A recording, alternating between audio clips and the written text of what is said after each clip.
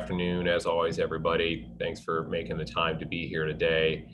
And, as you know, with the past few weeks in conversation, we've pivoted from the facilities and IAQ discussions to more of the educational and mental health side of the discussion. Just again, with the lens in mind that when we're looking at particularly the funds that are stipulated for the learning recovery, learning loss, and from the ARP in particular, that, for those of the view and us that work in the operations sides of schools and finance, just to know from expert practitioners in the field about what should constitute some good framing of those interventions that we're going to employ throughout the country in our districts, from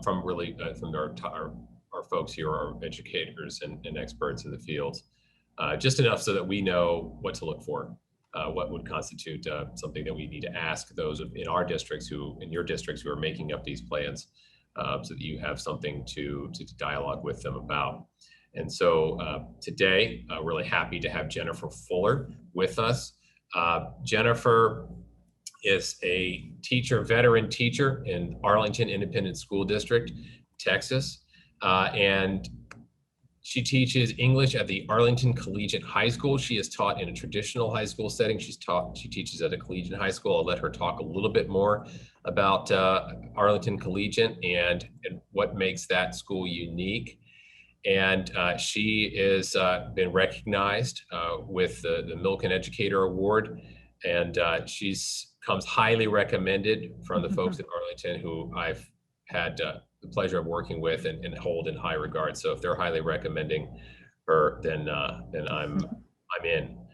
So I really am glad to have her here, and she's going to talk from her experience and her vantage point of how she would recommend we consider designing intervention programs that really work in this very unique time. So Jennifer, I'm going to stop talking, get out of the way.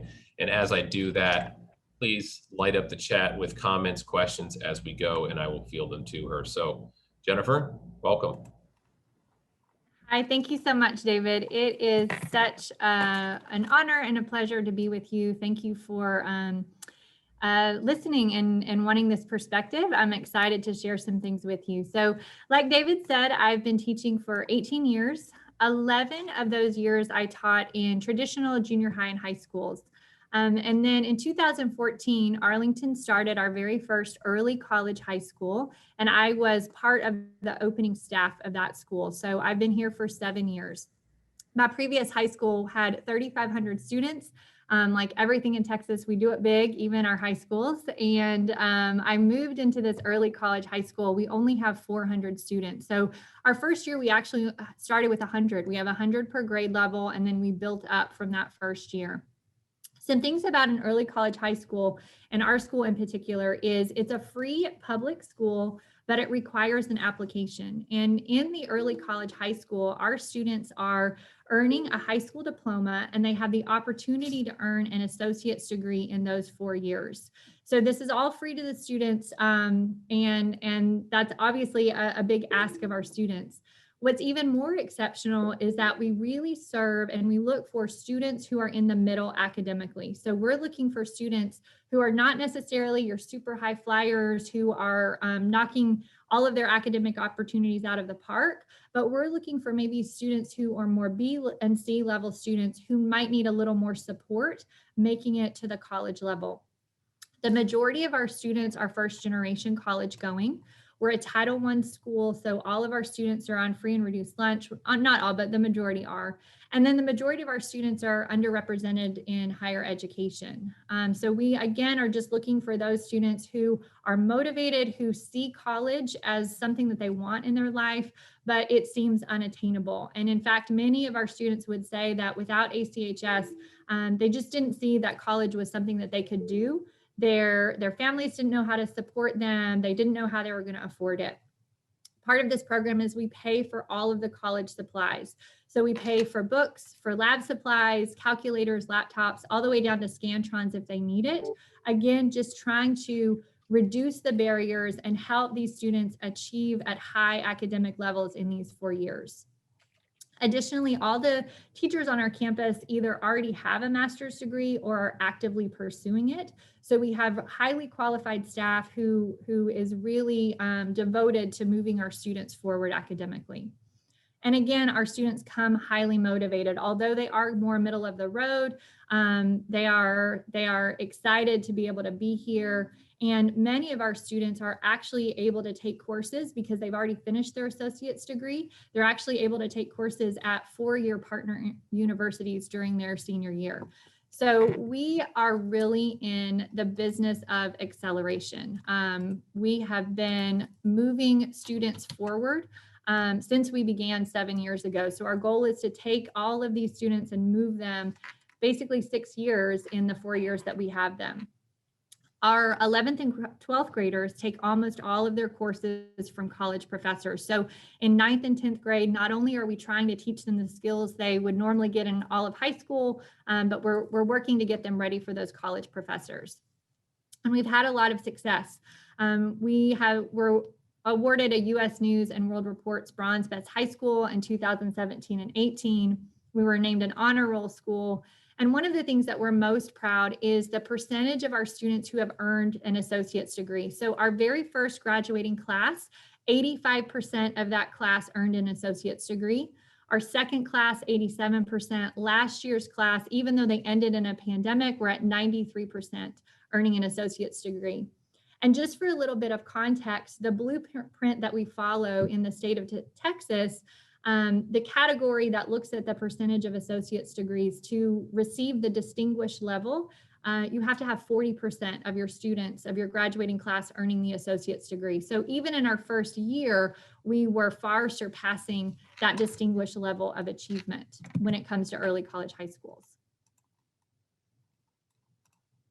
So I tell you this because even though we had such success, we've had such success at our school, we have had extreme challenges this year, as everyone has. Our students report that their motivation is at an all-time low, and these are traditionally highly motivated students from year one when they're 14 years old in 9th grade, facing a lot of issues outside of school. The chaotic sleep schedules that they have that seems like it wouldn't even be that big of a deal, but they just are having a hard time regulating their sleep schedules. Poor time management skills, family responsibilities. Many of our students have had to increase their work schedules because of family members being unemployed and having to help the family. They've been ill, their family members have been ill. A vast majority of our students are helping younger siblings with their online schooling. And then the loss of their school community has been a very big factor for our students, because we are incredibly intentional in creating a community within the students and between the students and teachers on our campus. And that is a big piece of why we see our students being so successful.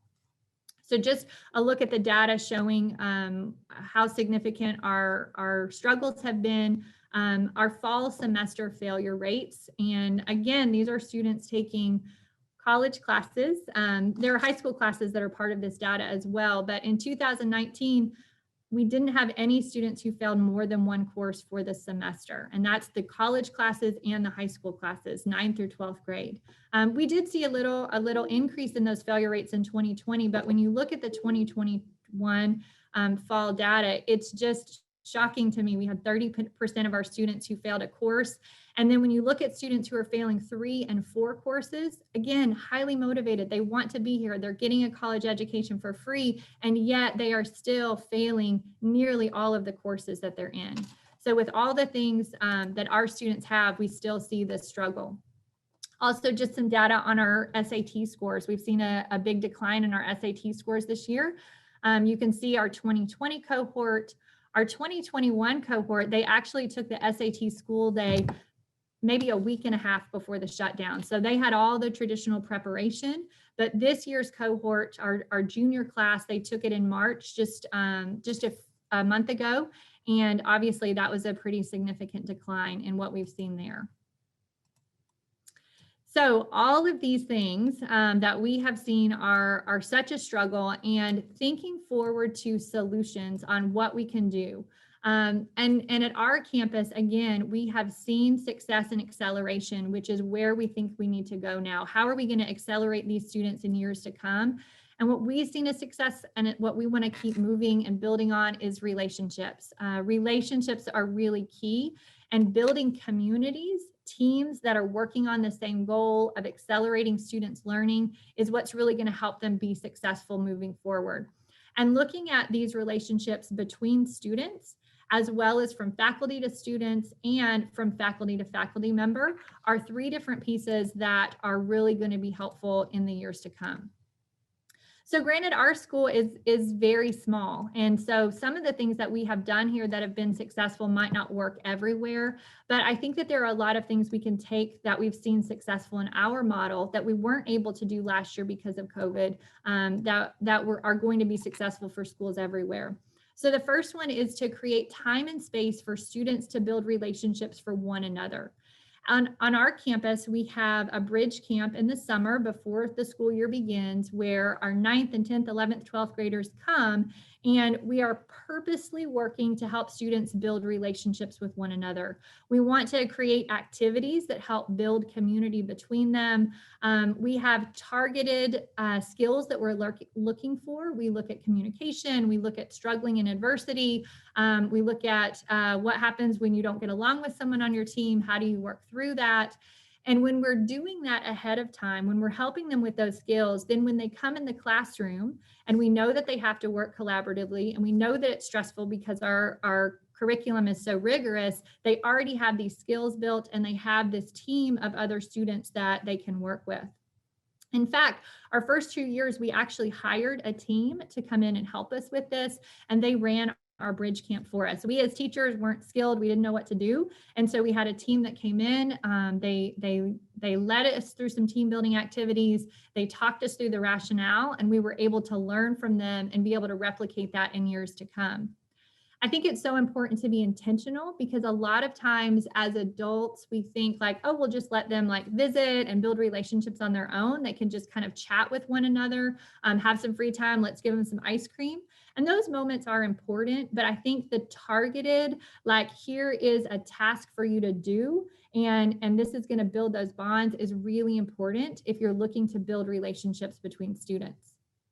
The other piece of this is helping faculty and students to build relationships. And we do this purposely during that bridge camp week, as well as moments throughout the year. So, if you think about a student who has a high level of anxiety in math or in reading, and especially after this last year and a half, that anxiety is probably even higher. When they walk into their math teacher or their English teacher's classroom, they might not be pumped to be there. They're probably not going to be super excited.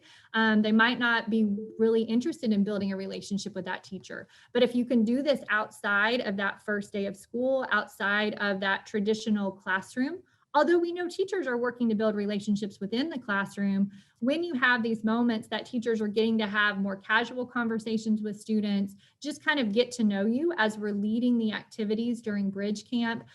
We get to know our students already on a different level, so that they trust us, they believe us, they're willing to work for us in a different way than when we don't have that relationship. So the student to student and the student to faculty, we do intentionally at that bridge camp. And then we also have pieces throughout the year where we try to have, on a Friday, we'll have different events that we organize with tasks and with activities to help build those bonds. The third piece of this, I think, is having a space for faculty to build relationships with one another. And sometimes I think we underestimate how important those relationships can be in the school building. We have a lot that's going on, and teachers are pulled in a million different directions. And when you as a teacher, and I'll speak for myself, when I have a support group of teachers who I have a strong relationship with, even if it's not a friendship, just I know that I can count on them and depend on them, it is incredibly powerful for what we can do in the building. Thinking about how this would look, retreats, things away from the school building. Sometimes I think getting away from school, feeding teachers, letting them spend time in, again, focused activities, not just hangout time, but let's give you a task to do. Let's work through some team building ways to help you build relationships with one another so you can feel connected, so you can feel that you're in this together as we're trying to figure out how to move our students forward. Summer is a great time for this. Staff development days during the school year. At our campus, we have tried to build in some small pieces of relationship building throughout staff development days. We also had, we called it Fun Friday, and our teachers would organize events. So maybe we go and we do Top Golf, or maybe we go and do a breakout room. And then we want to make sure we're inclusive of all teachers. So maybe we have some things on campus. It's a quick 20 minutes after school. Let's have a competition to see who can build a puzzle. And as silly as it might seem, when you laugh together, when you are connected in this way, it just makes everything easier. It makes knowing that, hey, I'm having a bad day and I'm struggling with the student. Let's talk about this together. Let's figure it out together. You have a relationship with those people that you can move with. And the other thing that I think that is important is, as you are giving time for teachers to connect in the relationship piece, the other thing is teachers need time to learn and plan together. Our teachers this year are incredible, as I know you all know, and they have pivoted, they have changed, they have worked everything that anyone has thrown at them. We have tried to move and adjust and figure out what's best for kids. But time is our biggest enemy, because there's just not always the time to sit and plan and work on things together. So I think thinking about how we could give teachers time, if it's within a retreat, maybe having some team building time, and then also giving teachers a time to look at data together, to dig into, okay, how can we really accelerate our students next year? How can we help them move forward? How can we formulate a plan together? Maybe giving teachers on the same grade level time to look at students that are coming to them in the coming year. How can we plan for these students that are coming in? Also looking at how we use PLC time. So I'm very lucky. My district has prioritized PLC time, and I meet twice a week with my English department. I've also been lucky that I've always taught on block scheduling. And so that PLC time means I get 90 minutes twice a week with the other English teachers in my building. And we talk extensively about vertical alignment, about individual students. If I'm struggling with a student, I can talk to the other teachers. Hey, let's talk about a plan. I'm struggling with this on my own, and just having time to figure it out. I think teachers are experts, they are professionals, and they can figure out what to do next, but they need time to do it. They need to be able to have time to talk to the other teachers. We've all done so much innovation this year just to be able to chat and say, wow, what did you do? What did you do? How can we integrate this and really have a plan, rather than just trying to figure it out as we go this year? So I would say that this acceleration is very challenging, but we can do it if we have time. On our campus, when we first started our school, we had 2 weeks as a staff to prepare. So we were trained in acceleration methods. We had some trainers who came in and gave us some questions to think about as we thought, okay, how do we move our students forward? What does this look like? How do I get a 14-year-old ready to take college English in 2 years? How do I go deeper with my content rather than wider? What do I need to take out? What do I need to modify? We had that time before the year began. And I think because of that time, from year one, we were able to advance these students way more than people maybe even thought that we would be able to. I think after having that initial planning time, also giving teachers maybe moments throughout the year, perhaps a sub day where a department or a level is able to meet and say, hey, this is what we said initially we wanted to do. How is this going? How is it working for you? How can we check our progress? And again, then using those block scheduled PLC times, if it's available, for teachers to have that time and conversation. So again, I think looking at teachers as a team, how can we have teams in our schools? This method, I think, also lets teachers figure out what's best for their campus and their students, rather than oftentimes new initiatives that come down that are the same thing for everyone. If we let our teachers be the professionals and figure it out and figure out what works for their students and give them time to do that, I think we'll see a lot of success moving forward.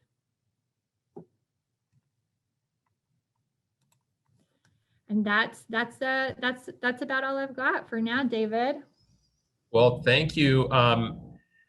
Taking notes, of course. And, as we were talking ahead of time to prepare for this, and so kind of knowing the lay of the land, as listening to you verbalize it all together, just a couple of things struck me. And folks, please chime in with your comments or questions as you feel free. To create space and time. So I wrote this little ledger on my paper. We got space, capital dollars, capital priorities, time, operating dollars, operating priorities, right? I want to get to space in a minute, but for time, when you use a through line of acceleration, and we talked about that in our prep work, and for those of you who heard Dr. David Steiner last year speak to us about acceleration versus remediation, Dr. Steiner is joining us again next week to kind of wrap up this series with that theme as well, and just drilling a little bit more specifically into it. So you're hearing this same theme coming out of Jennifer here. And Jennifer, when you are accelerating so much that you are looking at a 2-year degree with your high school diploma, and so that's already you're in the Ferrari right now, right? But now you're trying to do that on a longer track in the same amount of time. So now we have our kids are obviously struggling. You're showing that your kids are struggling, and you're trying to still accelerate. What do you give up? Yeah. My question is, how are you thinking about, and how are your peers thinking about what you don't do in order to prioritize these things as much as what you are doing?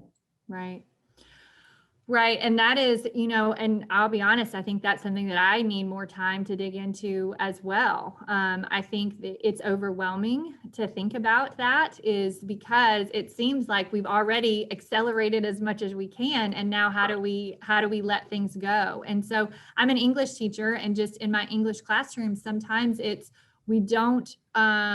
maybe we don't do quite as many things. I don't write quite as many papers. We don't read quite as many poems. And yet, because again, I'm lucky to have this block scheduling, I have this big chunk of time that we can take one poem and dig into and get really deep with and make a lot of connections to, versus maybe in a more segmented class or in a previous year, we would have done 3 or 4. I think it's looking at, okay, where can I get the most bang for my buck? Where can I spend the most time doing this one piece and really still be able to see growth and acceleration in their skills? Being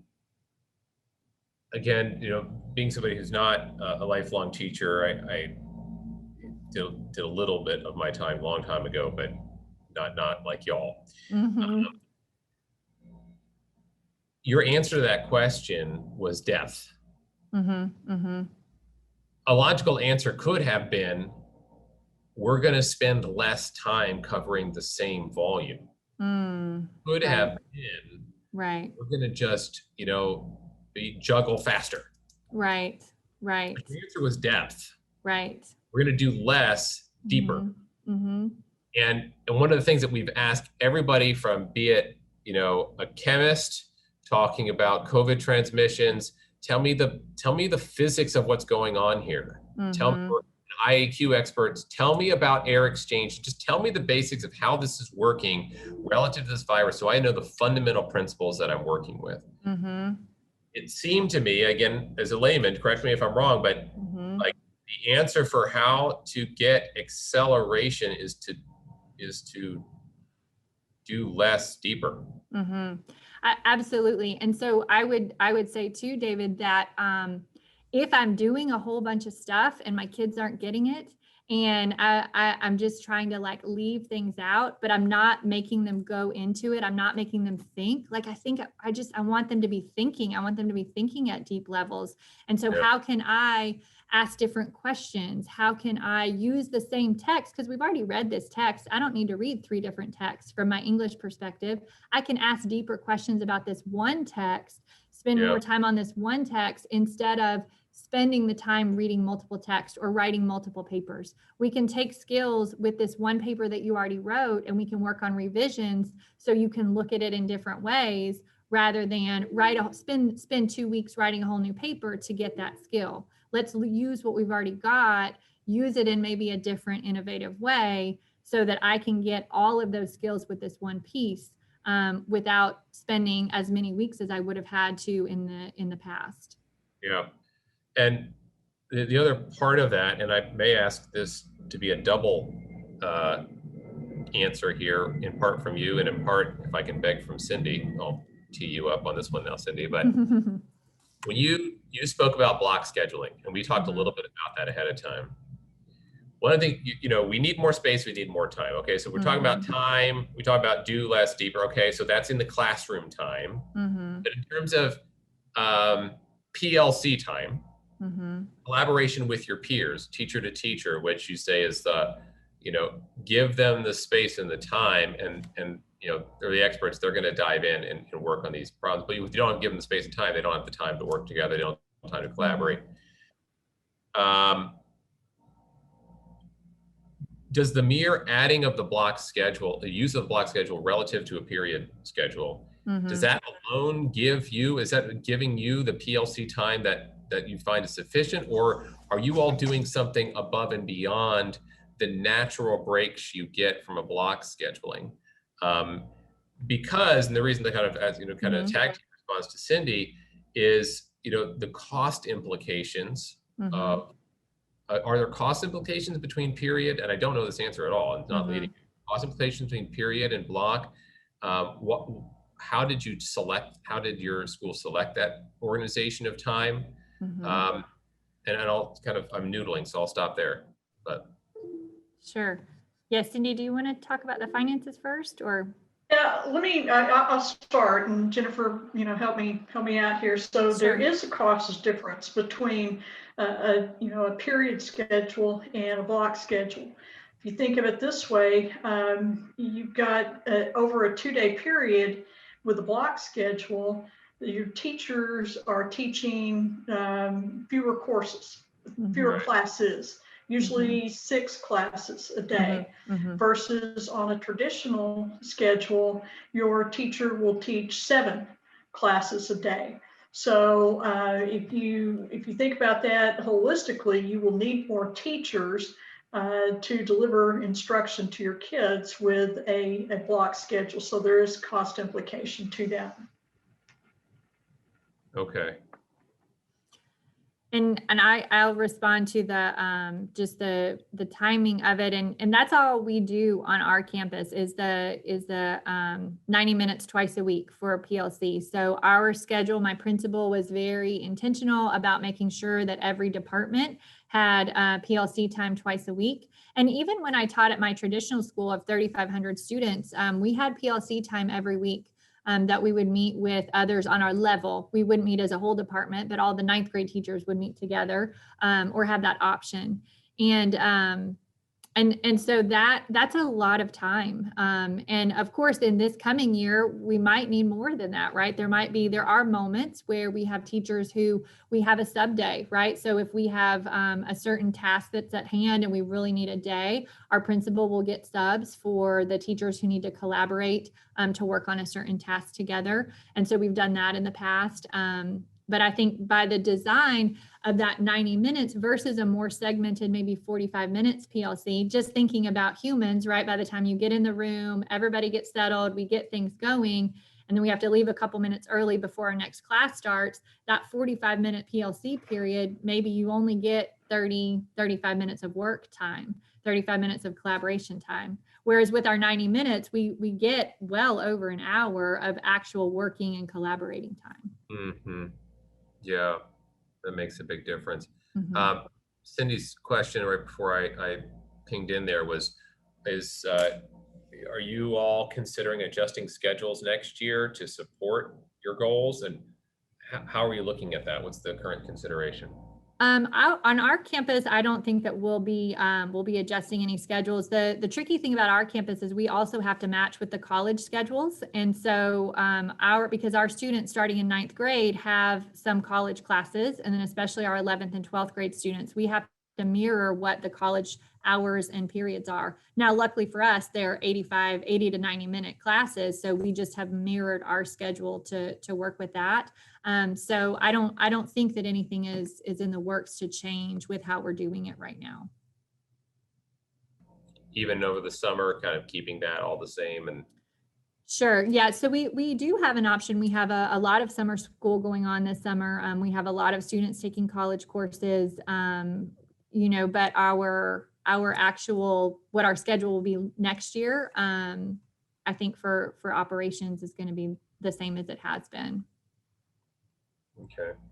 When this organization of time, I guess when it comes to going back to our sort of charge here, is when designing course, interventions now with ARP, in having that build upon some best practices from folks, who know their stuff like yourself, like the organization of time. If we're giving to give kids more time, obviously we have there's different ways to do that. And one of the ways that just discussed is if maybe you go to a block schedule, that's consideration. You have teachers more time, students more time in there to go deep rather than wide on some of these things, but that's going to have cost implications, Right. six versus 7 on the courses overall. Okay, so that's something that we could wrap our head around and get some numbers around.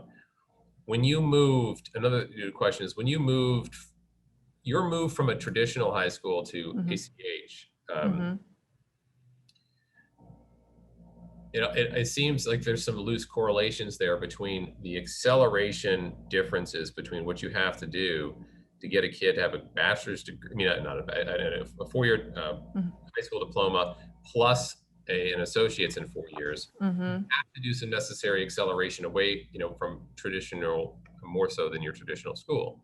Sure. And so that could be roughly corollary to what we're dealing with overall right now, is having to step up for the next couple of years and accelerate, right? So how would you explain to us the difference in how school looks and feels for the student? Like, what is it different, their priorities of time, and you as a teacher between your teaching in your traditional high school to the collegiate high school? And hopefully from that story, we could maybe glean some of those, what does acceleration look like in practice? Sure.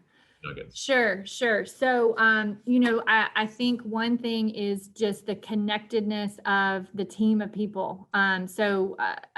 Our campus, and this is, I'll get to your question, but I want to say this too, is that we're very intentional about knowing what's going on with every kid. And we had, in fact, our first couple years, every Friday, we would have a staff meeting where the entire staff, which is very small, would sit around and we would talk about the students and what each student was experiencing in their different classes. And so I think that individualization of the education is more profound here than at a traditional school. So I know what's going on with Leslie, and if she's struggling in math, I know that too. We just have this kind of teaming approach. So that doesn't necessarily change how the experience is for the student, but I think the change as a teacher is that I am more intentional. I know more about my students. I can serve them better. I know where they need support, and I can tailor our classes, our lessons in a more individual way.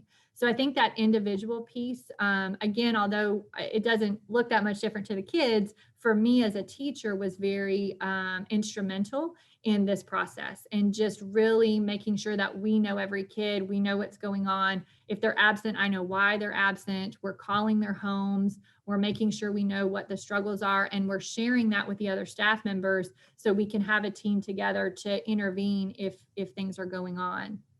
I would say from the student perspective, I feel like there are a lot of things that were similar for me, because I think acceleration has always been important, right? So maybe that was always something that I was trying to do before. I would say there is an expectation of a higher workload. There is an expectation of homework here that wasn't always there in the traditional high school. And I know that's challenging on a lot of fronts, and especially this year. But we don't offer on-level courses at our class. We call every class starting from 9th grade is an advanced course. And so really helping students also feel like they can do it. I think that's another piece of it. A lot of students, like I talked about, we have these kind of middle of the road students who come to us not being sure that they can do this, being afraid that they're going to drop out, being afraid that they're going to fail. And I feel like traditional students across the board next year are going to have that feeling, right? I've been out of school in some kind of way for the last year and a half. I don't know if I can do this. I don't know that I want to do this. And so how do we as teachers, I think that motivational piece, like me really working to motivate them, is a big piece of it. Me letting me know that I know that they can do this, that I'm going to be there to support them, that I'm going to walk through this with them is very important. And so making sure we have teachers who, although it is super frustrating sometimes and you just want to throw up your hands, to put that at the door and say, part of my job now is to motivate kids, right? I think that's something that might be new for teachers across the board is, our kids walk in and yeah, they're motivated, but there's a lot of days they don't think they can do it and they don't want to do it because it's really, really hard. It's really hard what they're doing. And we work very intentionally to encourage, to motivate, to show them videos, to give them quotes, to let them know how much we believe in them. And no matter where they're coming from, what their circumstances were before, that they can do this.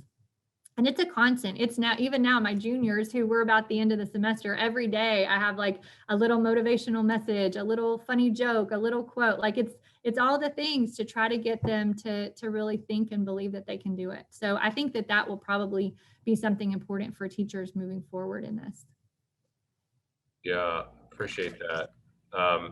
It echoes for those of you with Kathleen Milken from the National Association of School Psychologists talking about sort of an asset-based approach rather than a deficit-based approach to students' overall motivation, mental health needs, and so forth. Yeah. Dr. De Silva, you had a question. Did I understand? You want to unmute? Yeah. Can you hear me, David? Yeah, we can just fine. Excellent. Thank you. I think that having a teacher speak within this series is so critical because very often we forget, and many of us don't teach. We do, and that the most critical thing is that sacred relationship between the student and the teacher. And to me, this is so critical. As someone, I teach at the college level, and this year I've had an exponential increase in high school students, and we're talking relatively young children at the college level, and and I love what you said about going deeper. Because it seems to me that as someone who has struggled with the epidemic as a pandemic as an adult, and many of our teachers have struggled as well. Imagine what that means for developing children, if you will. And I think that one of the things that we're seeing is that our teachers need emotional and social supports. And so creating those supports for our students becomes, I feel, very critical as we start to hopefully exit from this wretched experience. And my question specifically is, how can we shift our curriculum? Because it's still, as much as we agree that teachers should be the, you know, the controller of the content, as well as the pedagogy. How do we communicate to the larger society, which is demanding that we still have standardized testing that is content-based and ignores the psychology, the social emotional stuff? How do we begin to shift from focusing pure content on, you know, preparing our students to be very good GNP producers, and how do we shift to make them better and more mature human beings that can deal with these experiences? Because I feel that content, our 20th century content model, is really not preparing our students for what is a very social emotional experience in a new, you know, century. So maybe you could help us speak to this context of standardized testing, of measuring, and speak to what our students really need, those really social emotional supports. Sure. Thank you. Thank you for that, Dr. Silva. Okay, first of all, let me say I don't know the answer, because we feel that same pressure here. I definitely have some thoughts though, and you know, I think one thing that I think helps our work here is we have had success in those testing facilities, in those testing arenas, and so because of that, we're then able to continue on with some of the things that we think are even more important. So I don't know. I just think that's a caveat that we have our teachers work really, really hard at the 9th and 10th grade levels, and then they're able to be successful at those standardized tests as well. But you know, I think part of it is continuing to have conversations about it outside the world of education with our friends and family members. And I know this is not really a thing that we could solve in here, but I have a lot of friends who have that same concern. They have young children. They're terribly afraid that their kids are going to be behind and going to be failures in society and are not going to make anything of themselves. And I try to educate people on what the standardized tests are doing, and they're keeping our students from really thinking in creative and innovative ways. And a lot of our curriculum has been teaching students how to pass a test, and that's not teaching them how to be wonderful humans who can think critically and determine if they're being how to express their ideas and how to create an argument, how to determine if someone else is trying to manipulate them. And so we're losing that piece of things because we think that kids are getting skills when they're really just learning how to pass a test, you know. And how do we fight that? Keep talking about it, keep telling people that we know what the reality is. I don't have a great answer today, but I would say that I think it's a definite concern in that, you know, we want those skills on the test to be mastered, and yet what are we losing in the process? We're spending so much time teaching you how to choose the right multiple choice answer, and then maybe when you're at a higher level, and I don't know if you've seen this in any of your college classes, but it just seems like kids can't hardly figure stuff out on their own. And I think we're kind of training them to not be thinkers in some ways, right? They can figure out how to take a test, but when it comes to, hey, do this paper, do this activity, think about this, what do you think about this? They almost are like, wait, you want to know what I really think about this? And it takes some digging in to help them get there. So, you know, again, I don't know that that's an answer, but I think continuing the conversation is really important, because I don't think that standardized testing is really helping our kids turn into critical thinkers, which I think is so important. Yeah, I would agree. I feel that some of these high school students come in well prepared to take a multiple choice question, but then when you give them a project in which they have to think about and be creative, and they struggle with that. Yep. Whereas my more elderly students, and I say elderly, you know, a lot, I teach at a community college, and so I get a full range. They're the opposite, right? they can come up with those, but they're not as skilled on the other stuff. So, but I think that it was, again, I want to echo how important it is to have a teacher, at these forums, have a teacher at these forums, because that loss of the teacher voice is what creates these spaces in which then teachers have to follow, right?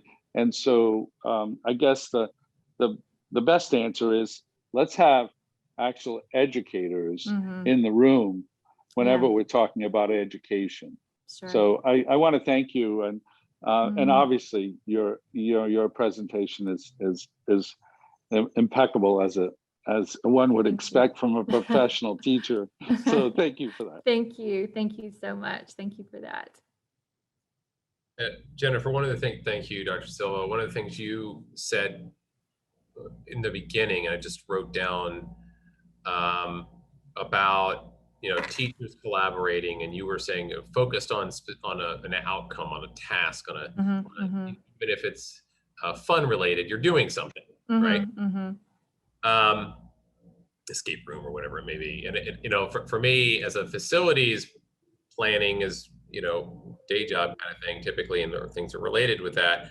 I wrote down teacher planning area versus lounge. Yeah. Right. From a space standpoint, it's like a place to collaborate on a focus, on a task, as opposed to like days of our lives in a refrigerator. Right.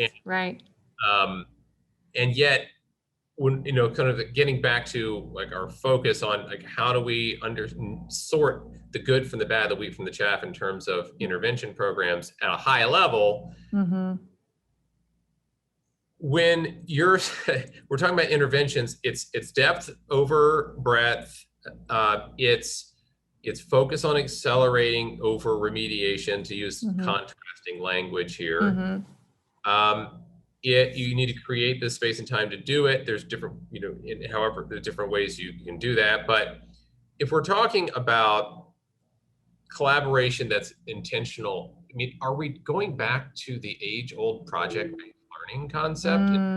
When we get to the student-student collaboration, like we talk about teacher-teacher, but student collaboration being important, and teacher-student, is what you're saying just the ingredient, not just, but the ingredients of project-based learning? Should we think about project-based learning activities as a part of our acceleration and learning loss approach? And if so, yes or no? And if so, how?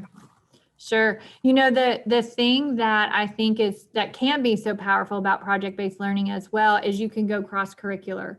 And so when we're thinking about our schools and how we have students who are going to be struggling in all areas that they're in, how can we not only start talking just with English teachers, but how can our whole team of teachers, maybe from different disciplines, start talking together? I think we need to get students excited about learning again. Y'all, this year they have not been excited, and I think we're missing, like, I want my students to love learning. I want them to be pumped to come into class and be excited about the poem that we're reading or the research that they're doing. And when you can give students choice, when you can create those experiences, those learning experiences, those project-based learnings that get them fired up about it, that's when you're going to see the gains. And I guess that's something that I see at our campus as well, is we want our kids to love it when they're here. We want them to love being in the building. We want them to love learning, not just because it's fun, because it's fun, but it's hard, it's challenging, but they love it because they're learning. And I think that's something that we really need to look at too. And I think project-based learning is a way that you can tap into that. I give my students a lot of choice in their learning as well. And it's scary at first when you let them choose what they're going to read, what they're going to research, what they're going to write about, the way they're going to do it. But when I give students choice, then back to that our previous conversation, then they're thinking about it. They're excited about what they're doing. They want to research more. They want to write more. They want to come see me in office hours to talk about the best way to reorganize their paragraph. But if they're not excited about learning, they're going to procrastinate. They're going to put it off. They're not going to get it done. And so I think that love of it is something that we want to bring back to our schools. Yeah, that's another interesting ingredient to consider is in choosing a interventions approach. Certainly, in some cases, particularly the further down you go, being prescriptive in grade down, I mean grade level. Sure. There's some times and a time and a place for being more prescriptive, but if you can offer choice, you're right, having that agency, certainly giving kids a choice. I mean, heck, even your toddlers, do you want to wear the blue shirt or the red shirt? Right. And after every paper we write, I'm a composition teacher. So after every paper we write, my students do an assessment, and they kind of assess the project. They assess their own, how they did on it. And time and time again, they say, man, this was really hard, but I loved it because I got to learn about something I was interested in. And giving those, and even if it's a few items, right? If teachers are not comfortable giving them unlimited choice, just a little bit more choice, how can we, because kids are smart, they know what they like, they know what they're interested in, and let's build on that. Let's harness that, because I want to teach you the skills of English, but I want you to learn whatever you want to learn about while we're doing that as well, and be able to be excited about what you're learning. Thank you for that. Guy's comment there, I want to go back to Susan's question about somebody consider what's best for education is practice is also best for school security. We had a couple speakers ago, we had Mo Kennedy from the National Association of School Resource Officers talk. And, we kind of think about overlapping circles and use a lot of Venn diagrams here, and just the idea that when we're talking about the best solution strategy for school security is an inviting, supportive climate, right? So he really took a focus on relationship building and positive climate and trust building as the essential element of school security. And that's just something good to think about, just these different layers of implications. And then nitty gritty, I didn't want to lose the question, and maybe a little bit from a few minutes ago in conversation, but Susan, you had a question about contracts, and I think it was in the relationship of your PLCs perhaps, but do you want to unmute Susan and ask your question? I don't think I quite understand. Yeah, sure. That'd be great. You were talking about just the change in the PLC, your structure of 6 classes instead of 7, coming from the traditional high school to your early college. And I think it's a great base. There's a lot of early colleges out here in Colorado, but they are outside of the traditional school district. So I was kind of curious how your contract was set up so that you were able to still be under I think the domain, correct, of the school district, but your calendar and your schedule is different than your traditional. So I was just kind of curious how you all worked that through. Sure. Thank you for that. So we work 187 days, the same as traditional school teachers. We have some, like our holidays are slightly shifted because we follow the community college that we're partnered with. So there are some days that the district has a day off that we are actually, and our students are actually on campus. But in terms of the time of our day, at traditional school, I was actually at a school who also had block scheduled 90-minute classes. And so at a traditional high school, we were on an A-B schedule, and we had the 90-minute classes. So, week 1 is A, B, A, B, A, and then you would flip, and Monday would be the B day on the next week. One thing that is unique about our campus, we actually have a longer school day Monday through Thursday. And this is a piece that I haven't talked about yet. So Monday through Thursday, we have a longer school day. We are a little bit longer than traditional school, but then on Fridays, the day ends at 1:45. So during the week, we end at 4:05. During Fridays, we end at 1:45. The reason for that is because college classes don't meet on Fridays. So we can't do the traditional AB day where you switch weeks like the traditional high schools do. So Fridays, we just have a shortened schedule. And then that afternoon, we have time for staff meetings. So not every week, we don't meet every week. Since we work more minutes during the week, you know, we work more minutes actually than traditional school teachers, but we have the ability on Friday afternoons after 1:45 to have staff meetings then as well. So I would say we work the same amount of days. We work actually probably more minutes than traditional teachers. But even at the traditional high school in Arlington, we were on the block scheduling where we had the 90-minute classes. I don't know if that was clear. No, I understood that. I was just kind of curious, and I don't if the teacher's contract allowed, therefore, for the flexibility, the difference in the number of minutes that you were working or your structure was different. And because I'm assuming from what you're saying is because you guys are aligned with the community college, because you guys have to have those specs in order to be able to ensure that the children get their associate's degree, your organization, your school must align in that way. And so it was set up that way and understood that way from the very beginning. Yes, when our school was created, the principal who started our school, it was very important to him that we have some of that time on Fridays so that we could have that staff time on Friday afternoons. And then the Monday, Wednesday, Tuesday, Thursday classes just had to align with the community college. So our contract has, you know, we sign a traditional teacher's contract, so it doesn't stipulate the minute difference that I'm aware of. But so it's the same as a traditional teacher's contract. I guess just the way they designed our school from the get-go was to change the minutes during the week and on Fridays for us. Got it. Thank you very much. You're welcome. Yeah. Call that playing Sudoku with the master schedule. Right. Yes, it's a lot.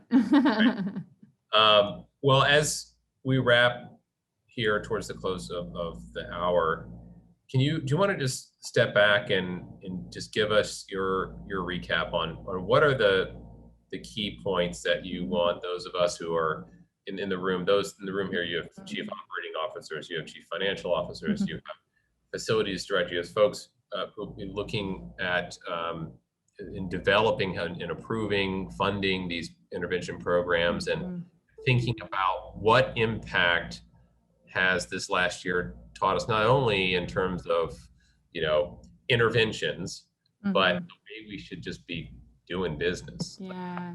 What are some of those, if you could recap those highlights that you want us to walk away with? Sure. Thank you, David. And just again, thank you for asking me to be here, for allowing a teacher voice in the room. I appreciate so much your willingness to kind of take this all in as well. And, you know, I think moving forward, relationships are number one. Finding ways to intentionally help students build relationships with one another, help students and staff build relationships, help staff build relationships with one another.